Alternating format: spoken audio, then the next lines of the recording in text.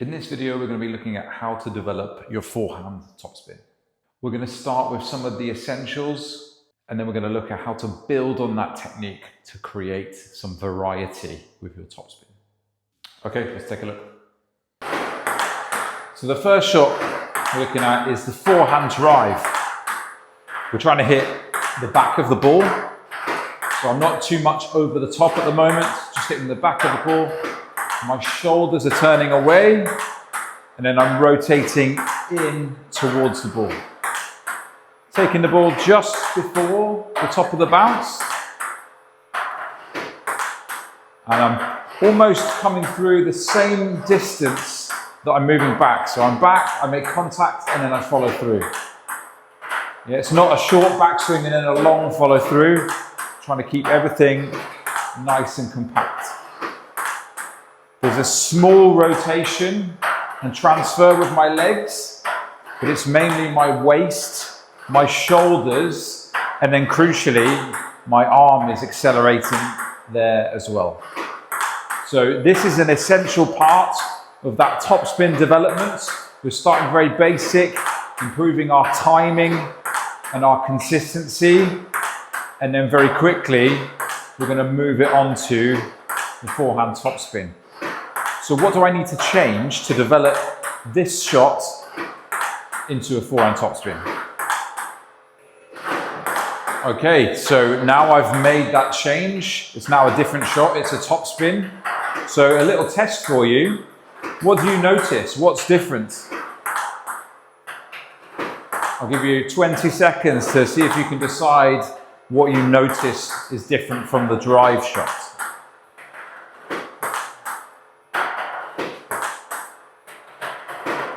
Okay, so I'm no longer hitting the back of the ball. This is the back of the ball. I'm now hitting more the top of the ball. And if you'll notice now, my racket's just starting to drop a little bit lower. And that gives me a little bit more room to brush up and over the top of the ball. Still taking the ball quite early at the moment. And it's still using everything that I was already using for my drive shot. So I'm really starting to connect the techniques. The reason we do the drive is we can think about some of these other technical elements, and then we can start to make that subtle change here over the top of the ball. Okay, semi-relaxed grip. I don't want it too loose. I don't get any potency in my topspin then. So I want it quite loose, but enough where my wrist there can just start to accelerate through the back of the ball. So 2 drives, 1 drive, 2, and then subtle change with this topspin. Now this next progression for the topspin is slightly further away from the table. What do you notice different about this topspin? Again, a few more seconds to decide what's different.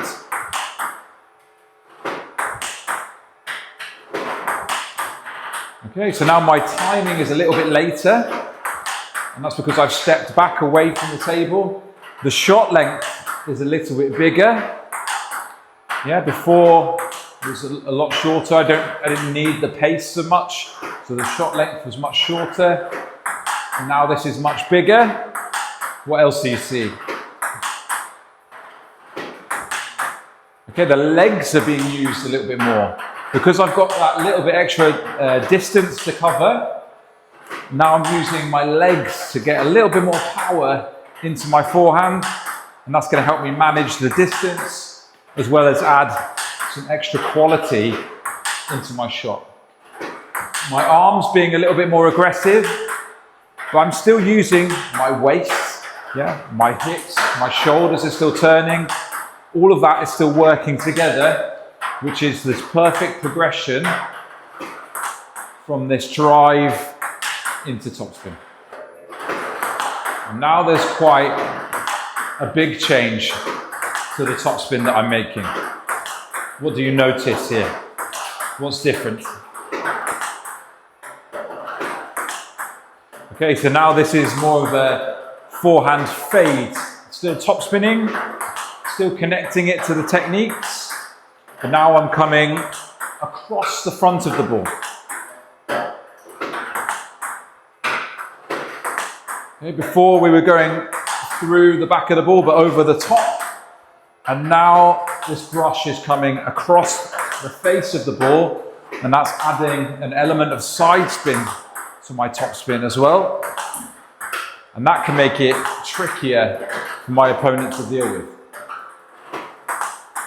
So I'm still using my legs, still twisting, still rotating, but instead of hitting through the back, I'm now brushing a little bit more around the side of the ball. Now for me, my grip is slightly different for this.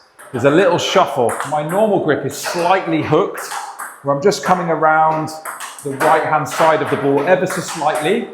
With this grip, I'm just opening it out a little, so it's a little bit more neutral, and that makes it a little bit easier for me to come through the back of the ball, but around the side here. A great variation, because from here, it's very difficult to tell which direction the shot's going to go in. And if you're able to change those directions without having to adjust your body too much, then it can be really effective. And with this one, just making sure that we take the ball nice and early, not directly in front of us, but it's quite far in front of us. That allows you to come across the front. If you let that ball come too far, now it's quite difficult to create that faded topspin effect. Now this next topspin variation is a forehand hook. And now we see the ball curving into the table.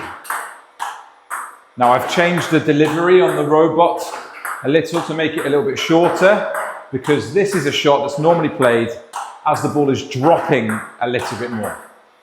It's a feeling shot. It's hard to play with power when we're letting the ball drop. So you see my body isn't quite as engaged. It's mainly my hand and my arm that's doing the work. And you see I don't need a lot of acceleration, but I need a good touch, soft brush on the ball to create that spinning effect. So I'm still rotating, but I've dropped my wrist down the side. I'm no longer hitting the back of the ball. I'm hitting the side of the ball. And again, I've just adopted that little bit more of a hook grip. And that allows me to get around the ball a little bit more. So a great variation to create some wider angles. And also when we find ourselves out of position and we're late to the ball, we can let that drop. And that's a great shot to play. Out of position, the ball drops. It can sometimes get us out of trouble. So there's not quite so much topspin on this. So we won't get the ball to dip quite so much. So that's why we tend to play it a little bit slower. So the ball's got more time to drop. Whereas if I'm hitting the ball, the back of the ball here, I can still hit that hard and it will drop because the spin's rotating over the top. That's going to push the ball down. That doesn't happen quite so much when we're hooking. So generally it's going to be a slower delivery. But the key is there, letting it drop so we can get around the ball. You see, if we take that too high, it's quite an awkward shot to try and make when we're taking it at the top of the bounce. So much easier when we let the ball drop, and then we can guide around the right-hand side of the ball. Okay, so that is how you progress your forehand attacks. There's some of the details and the techniques that you can try and adopt. Essential that we have the fundamentals of the shot first. They're the building blocks, and then we try and build on top of that and start to add in those different variations. The larger the repertoire of variation that you have in your forehand, the more skills you have to call upon in your various match scenarios. If you want to know more about how to develop this, which exercises to do, how to commit these skills to memory, how to transfer them into your match play, then make sure you head over to my website where my new online academy will be. It's a subscription membership. It provides a clear path for learning, not just the skills and how to do them, but how to train them. And there's also a unique planning function on the Academy as well. For example, if you want to develop your serves, then you head to the planning function, you put your frequency of training, you select serve as a topic, and it will produce a plan for you with easy to follow video tutorials on what to do and which challenges to take on. So thank you for watching. Experiment with this forehand and the variety of techniques available, and head over to the Academy too.